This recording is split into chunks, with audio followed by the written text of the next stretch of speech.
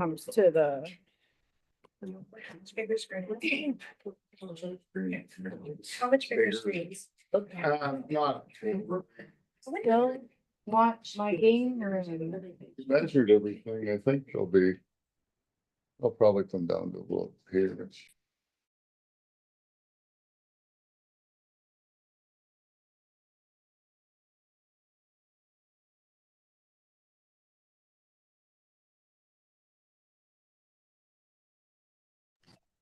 I have no picture for some reason.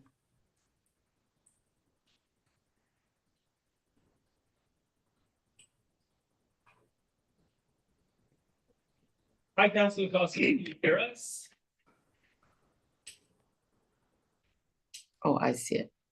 Okay, I've got it. Oh, great. Can you hear us? Yes, I can hear you. Oh, great. And Councilor Van Reedy, yeah, I saw a thumbs up from you. You're good. Okay, great. Thank you.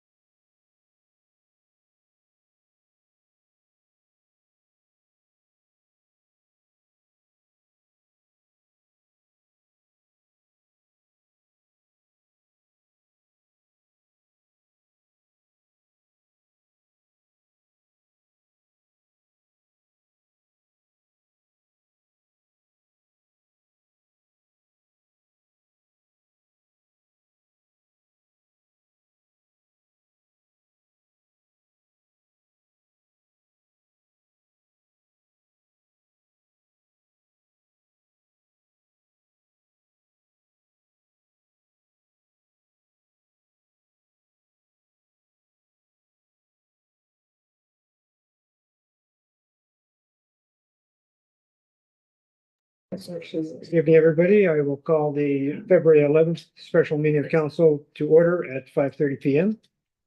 And ask if there are any amendments to the agenda. Mayor Lawrence, I have none. Thank you. Motion that the agenda for the special council meeting February 11th, 2024 be approved as presented. Moved by Councilor Timpson, seconded by Councilor Bowen. All in favor? Online. Yay. Okay. Yes. Very good. Declarations of pecuniary interest. Mayor Lawrence, I have none. Thank you. And one topic tonight, it's the municipal budget presentation, CIO. Shall I turn it over to the treasurer? Please. Treasurer. Good evening, council. Tonight's presentation is on the second draft of the budget.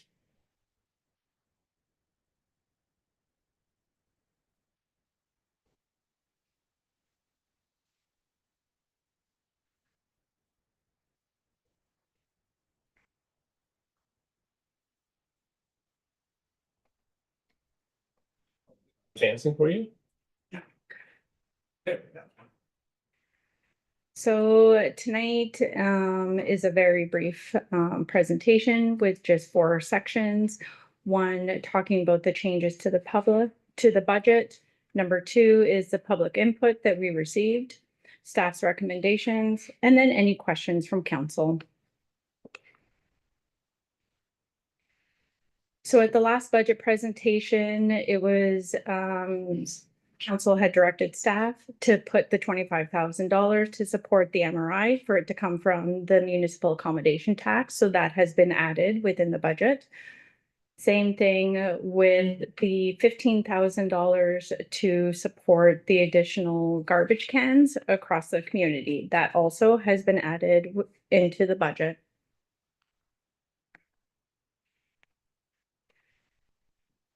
So then in regards to public input. There was one email that came in regards to public input, and it read the following. I would like to thank everyone involved in preparing for the meeting on January 23rd. The documents were clear and concise, and the information was presented in a manner that made it easy to understand. This was, without a doubt, the best municipal budget meeting I have ever attended. Thank you as well for the budgetopoly exercise. The 3 adults in my household spent a couple of hours arguing where we would each like our tax dollars spent. It was a very interesting exercise. My one hope and plea for the next meeting, please grant the library the funds they are requesting. The library offers excellent programming that is accessible to everyone. Please help them to continue their good work. So again, we only had one email from the public in regards to the last presentation that happened.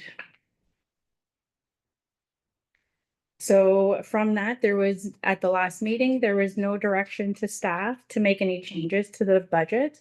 So as of right now, staff is bringing back the same percentages. So that council approves the 2025 operating levy. And that council also approves the 2025 provincially legislated agencies and services levy. And that council approves the 2025 capital expenditures budget with the associated funding. So the request tonight in total between both the operating and the provincially legislated agencies is still remaining at the 4.44%. So what does that mean for the increases and where do they go? So again, if your home is assessed for $100,000, the total increase would be $92 for the whole entire year. $65 would go to the PLAS and $27 would come specifically for the municipalities operating. If your household value was at 300,000, then the increase for the year would be $276. $195 would be going to the PLAS, and then $81 would be coming to the municipality to help with the operating. And that's tonight's presentation. Open to any questions or comments. Councilor Nagle. Can we put the screen? Yeah. Okay, just wondering how our municipality and other municipalities are gonna go about putting pressure on the province to unfreeze the MPAC. It's having a serious detrimental effect. It was a revenue tool for the municipality, and when they froze it, in my estimations, our municipality has lost about 1.5 million over the last 4 to 5 years. That money could be really used and also could have helped with this budget. I know in the past, from 2020, 23, we were able to use, or before that, we were able to use that to sort of offset some of the increases in costs. My issue is not with what staff brought. My issue is what these provincial legislated services and agencies have added to the burden of the tax base. So I'm having a struggle within on how to proceed and how we can put pressure on the province. We know that there's an election coming up, but whether that will change anything if whoever wins, but I just want to know how we can go about putting pressure. So CIO, I'm going to turn to you first and see what you know from your end. So through you, Mayor Lawrence, and thank you, Councilor Lego. Really good points and very much a real struggle, not just for Sioux but for all Ontario municipalities. on an ongoing basis, at the staff level, and I will defer to the mayor to speak about the political level, but at the staff level, we are routinely engaged with our colleagues across the province and with some associations, whether it be the CTO, MFOA, the Municipal Finance Officers Association, and many other groups and organizations, including staff with AMO, the Association of Municipalities of Ontario, sort of providing data and providing updates with regard to the negative impact the freeze on assessments is having on our municipality and so many more.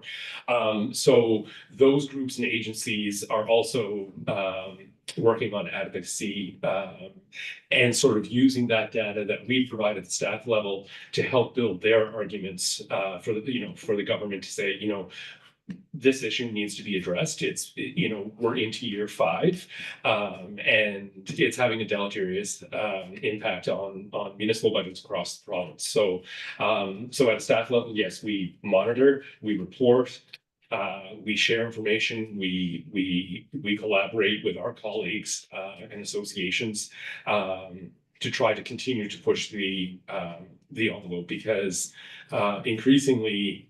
And I think it's very clear in this year's budget that for municipal purposes, we're looking for 1.3-ish, and if the province doesn't find a way to either upload some of these costs and make them a provincial responsibility, or provide more funding to municipalities, either through the OMPF or other avenues. It really is getting to a point where it's becoming increasingly difficult to stabilize and move forward without significant tax increases. And so I'm not sure that I really answered your question. I may have contextualized it a bit and said a little bit what we're doing at the staff side, but I'll also turn it over to the mayor, of course, for his perspective.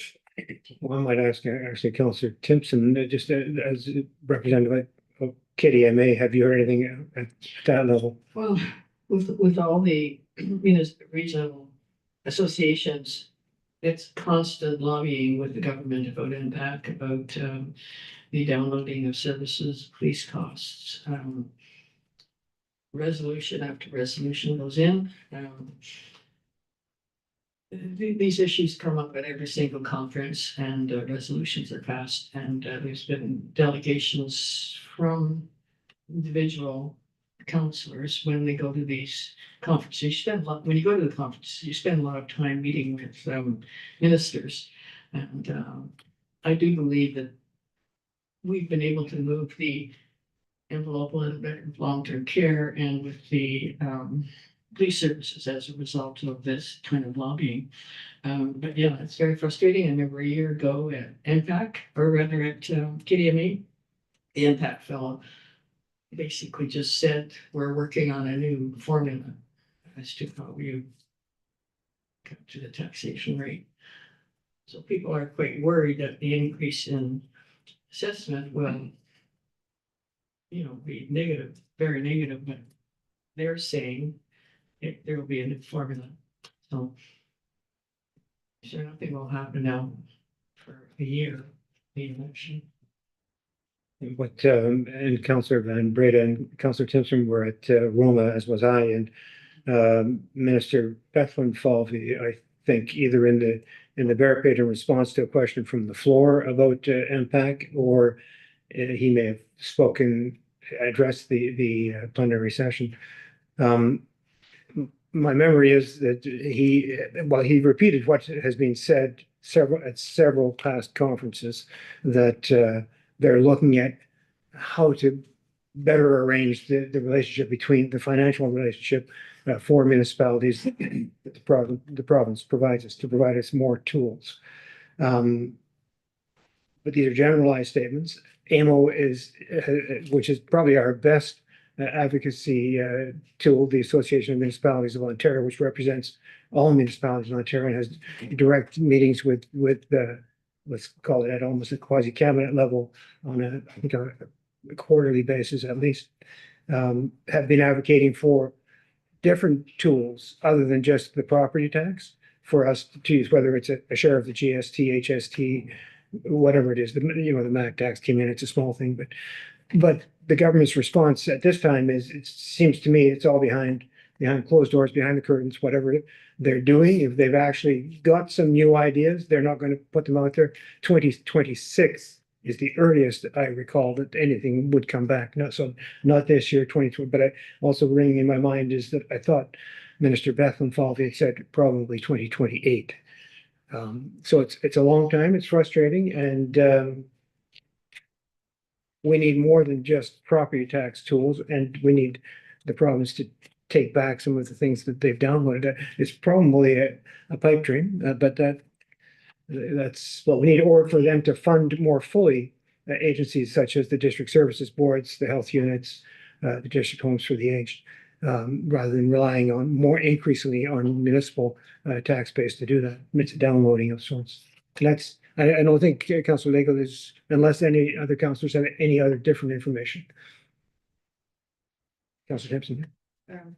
Yeah, given that we've now been approved for the MRI, is there any need for the 25,000 to be donated to the? The hospital has used all the donations they've received as part of putting the business case together to get the money. And I don't think anything has changed. The province, the Ministry of Health doesn't pay for equipment. We have to, the local community pays for the equipment. The province has agreed, in our case, to pay for the building. And the building is what is 5 million and the MRI is 2 million or whatever. So that is the money that. Have we paid it already? I mean, are we going to continue to pay? Yes, yeah, the hospital, Spend it on. Many Owen put their business case together based on the commitments that agencies like the municipality and other agencies did to fund them. They still need to raise their share of the money. Have I made myself clear? Yes.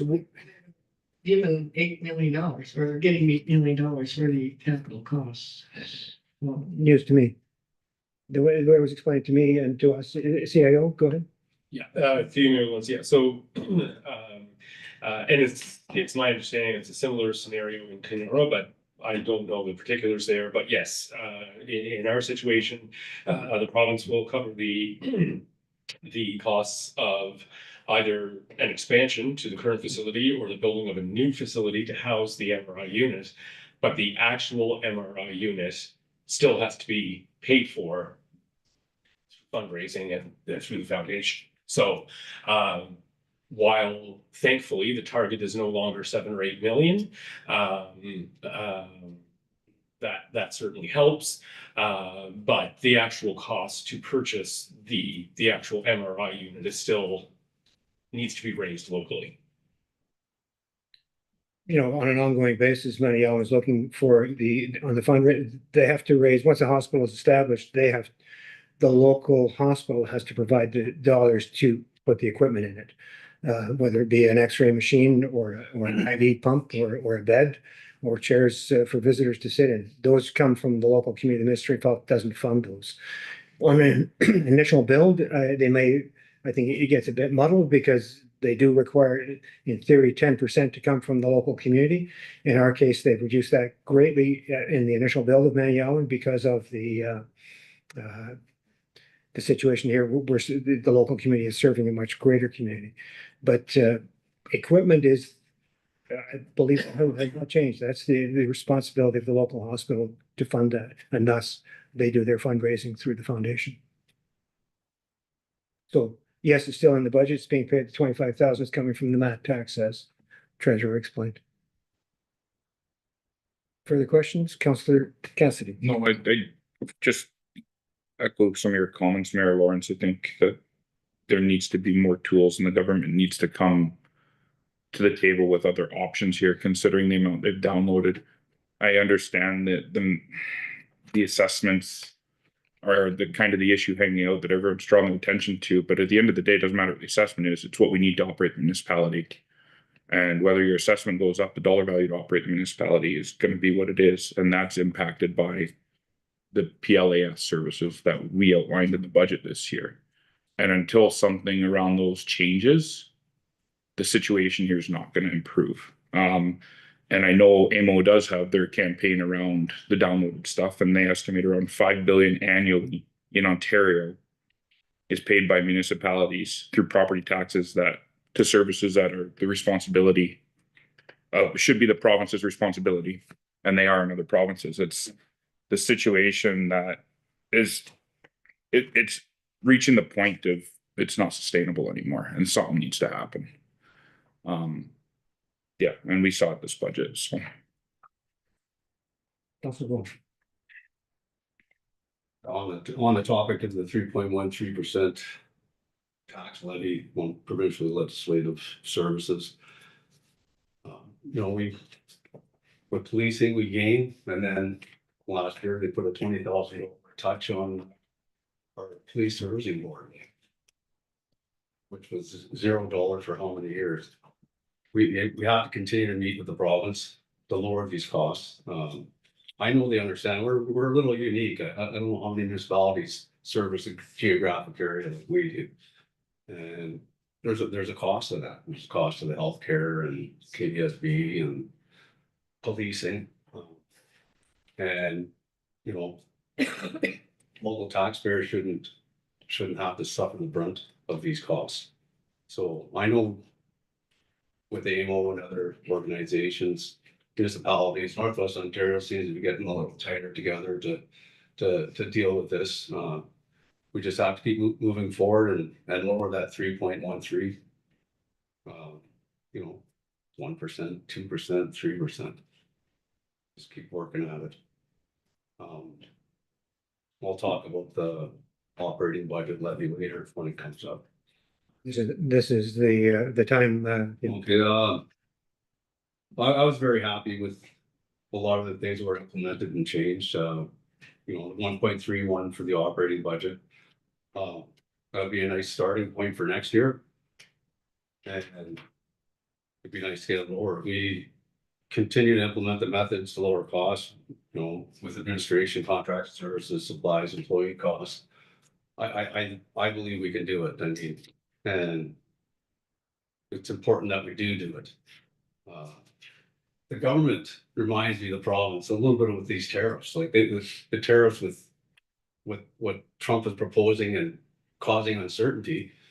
That's what we're dealing with the province, and hopefully through the hard work of staff and stuff, hopefully they start looking and releasing some funds for housing, because that's very important, because with all these things that are coming down the pipe with the MRI and long-term housing, we need people to work and we need houses for them to live in. So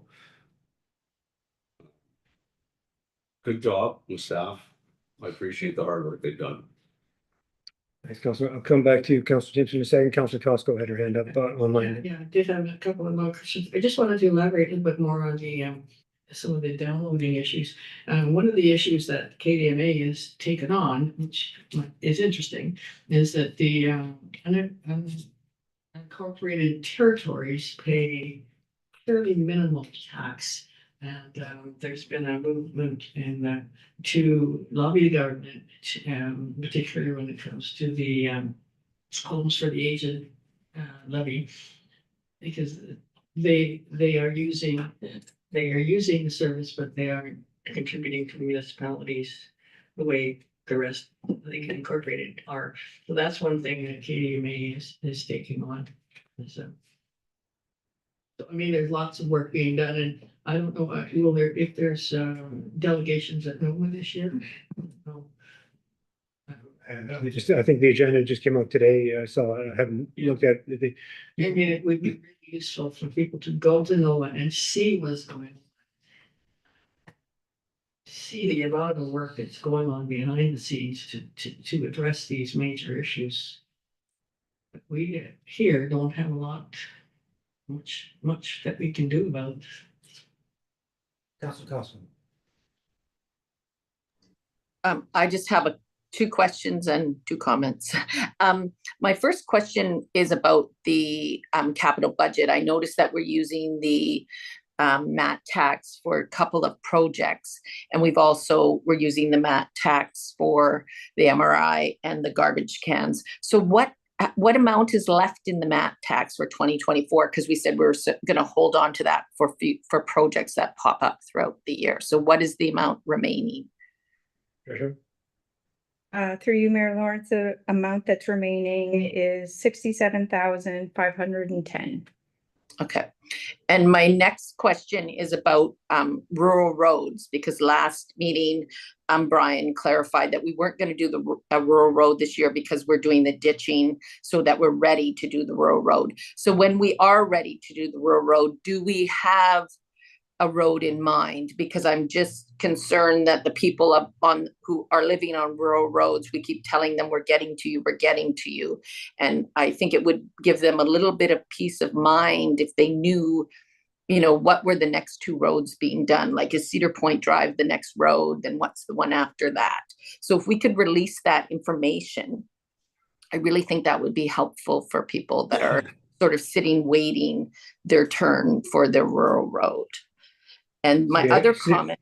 I'll let the CIO comment on that. Thanks, and through you, Mayor Lawrence, Councilor Costco, yes, absolutely, we can.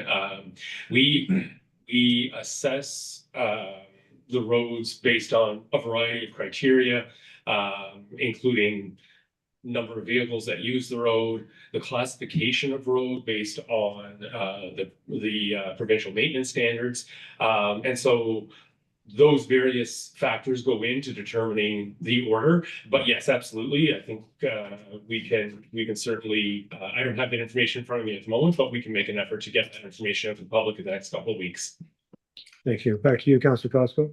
My last comment is just in case people didn't watch the last budget meeting, that we did say that the $15,000 for the garbage cans are Canadian purchased garbage cans. We will not be purchasing garbage cans from the United States. So I just want to make sure that if anyone's watching these are Canadian purchased garbage cans. We're not buying the garbage can that we bought in the past. Yeah. Thanks, Councilor Costco, and that was the direction from council. I participated, just to jump off on your point, on an information session last week, and I think it was AMO, and the direction is for us as councils across the province to not be too reactionary right now, that AMO, FCM, the province and the feds are developing, and of course the situation is changing daily, but are looking at best ways for municipalities to participate in supporting Canada, let's say. So, and I think our change in the garbage can was fine because that was, but there will be something we will. So I think the point was, let's not go off on the road. I think in the coming weeks there will be strategies that are developed and avenues put forward that will come from people with more brains to put together and more expertise in this matter than we have.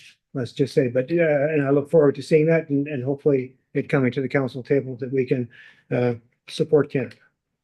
And I would just, yeah. Sorry, I didn't. Timpson next. I just okay. Councilor Timpson, go ahead. Yeah, this may have been addressed the last time when I was on virtually, so pardon me if it's a repeat, but the parking lot at the airport is 600,000 long-term debt. Will that be covered by the airport fees or the taxation? Yes, through you, Mayor Lawrence, it's covered through the user fees from the airport. Thank you. Councilor Van Breda, did you have anything? Just giving you an opportunity. No, okay, I'll go to Councilor. No, sorry. Oh, sorry about that. I guess the only comment I were to add was just like so at the KDMA conference last week too. So that was, I think, was the #1 topic that we all agreed on, was that, especially now that we're in a provincial election campaign, is that what most likely the Ford government going to do about the cost of living, throughout Ontario, especially in the north as well. Because again, it's not just Sioux Lookout, every community that was there. Pickle Lake is going through a lot as well. Pickle Lake, Kenora, Dryden, Ear Falls, Red Lake, Ignace, all of our Northwestern Ontario communities are facing with, cost of OPP, cost of the health unit, cost of everything going up, and the tools in our toolboxes are, of course, getting less and less every year. So Mr. Lawrence, I hope that it's not 2028. I do hope we do have something in the near future, especially hopefully after this election campaign is finished at the end of the month. But yeah, I was just to say, everyone who is at home, everyone who is watching, that when we go to these conferences, that is the number one thing that we talk about, is that how can we make this number going to the province less every year? How do we ensure that we do have the tools in our toolbox so that we're able to keep up with the rising cost of living? Thank you. Councillor Cosgrove. Sorry, it takes us a little bit of time to get the unmute off. I was just going to say that I was really pleased with the process that the staff used this year and the extreme effort that they went to do the things that we asked in the past, and that they addressed them, and the cuts, I'm very, very happy with that. And I'm sure the community is pleased as well.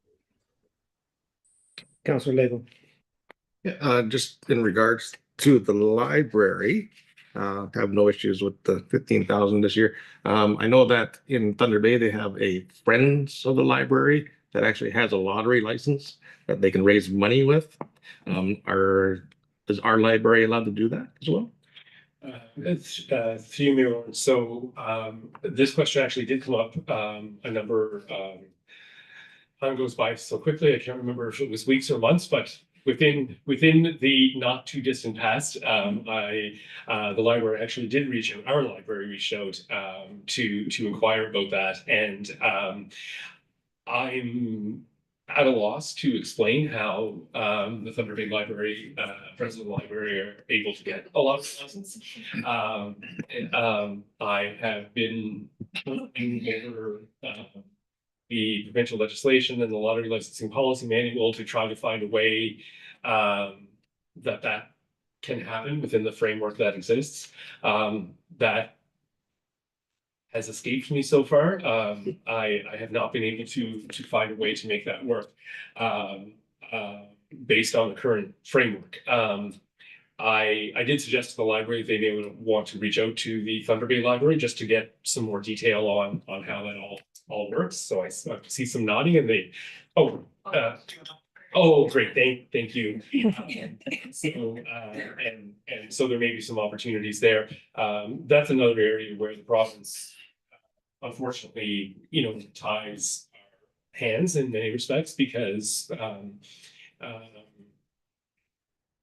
lottery fundraising is intended to support initiatives that aren't otherwise funded or aren't funded to the degree that they need to be, that are charitable in nature, and that have benefits to the community. And personally, I think that libraries fit all of those boxes, but it's their affiliation with the municipality that makes them ineligible. So short answer, if we can find a way to make it work, I'm sure the library will pursue that. And just as another note, staff has also committed to engage in dialogue with the library in the coming months to sort of relook at the memorandum of understanding, to look at the funding models, to look at sources of revenue, and so we are excited and looking forward to exploring all of that with the library. I think we will all agree that the library provides fantastic services to the community, wonderful programming that in many ways wouldn't be offered otherwise. And so I'm very grateful for the positive working relationship that we have with the library, and look forward to exploring all of that with them in the coming months. And my hope would be to some report back to council, either in the summer or early fall, with some recommendations about how, we can, enhance the way we work together and how services are provided and so on and so forth. So very much looking forward to those conversations. Just one more. Go ahead. I just want to thank staff for this budget.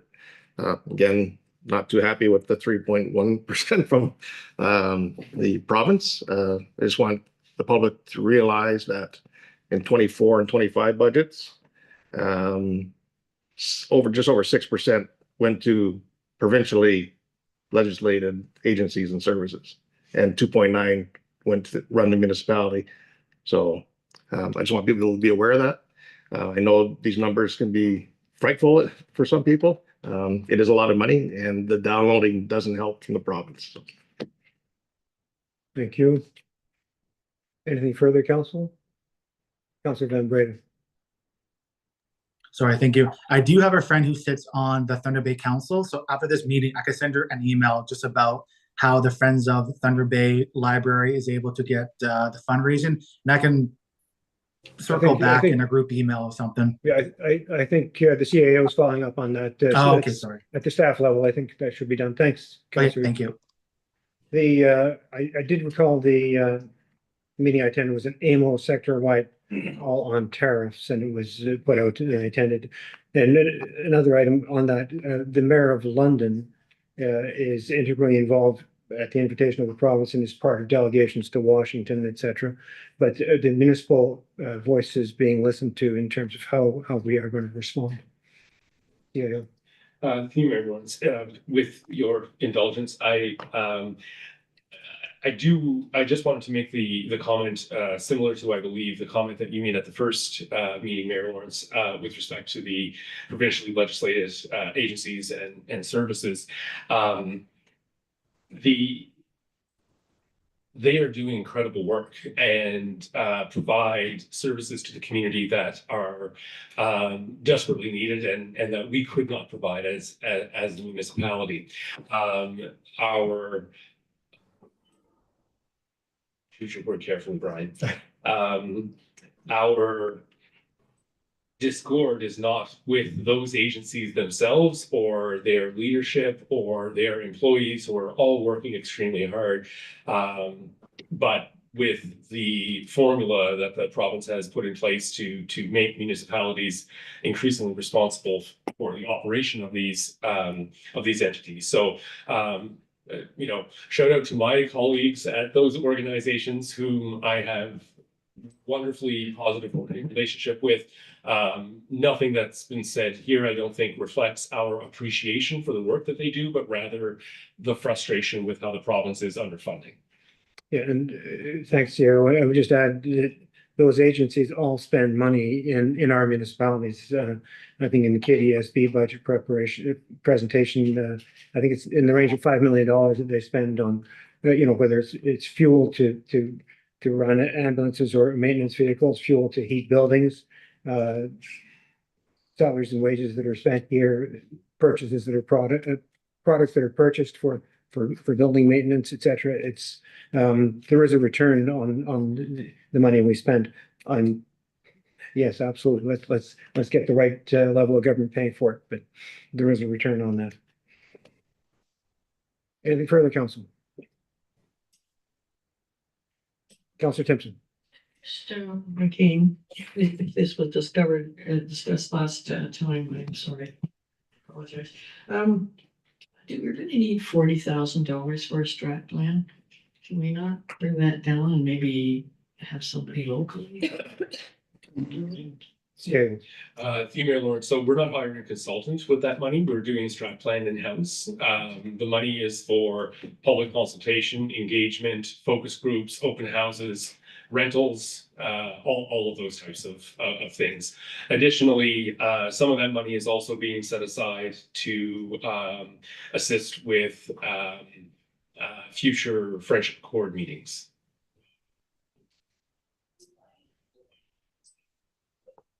All right. Then I think we're ready to, Treasurer, do you have any final comments? Yeah.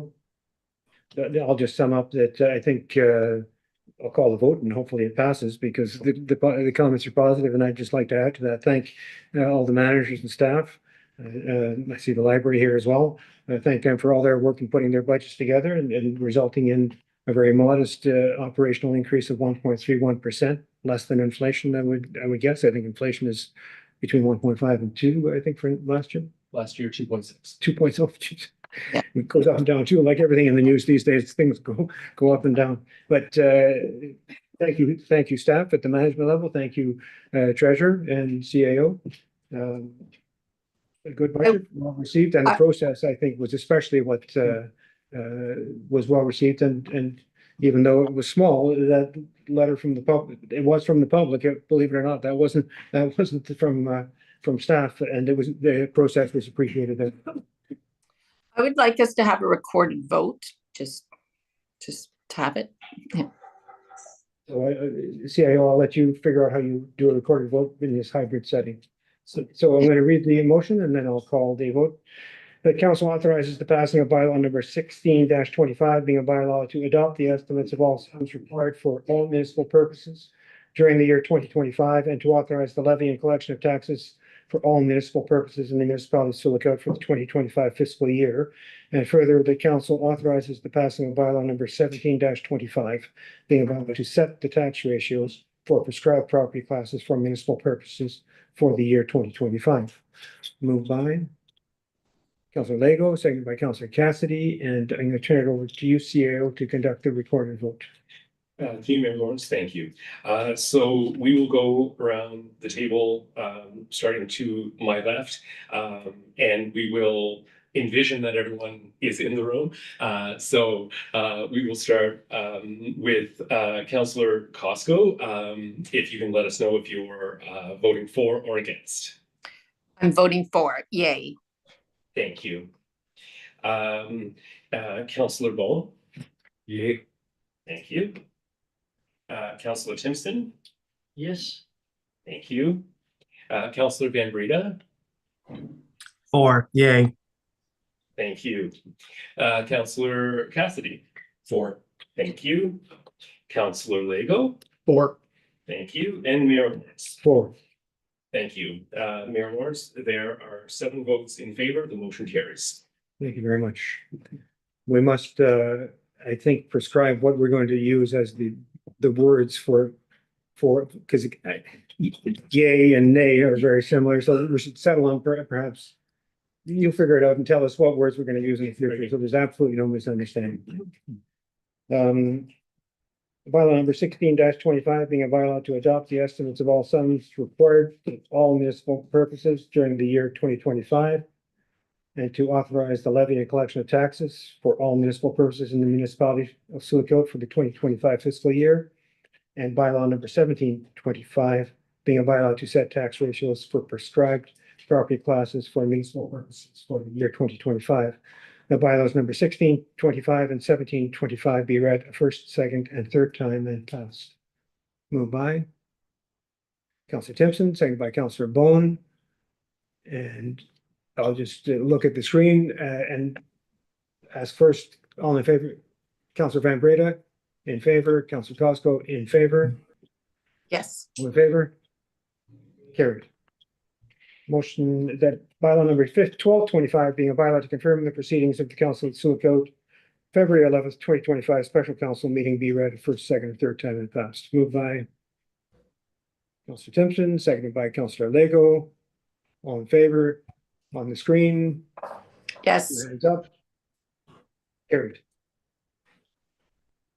That brings us to adjournment. Thank you very much, everybody. Thanks, staff. Thank you. I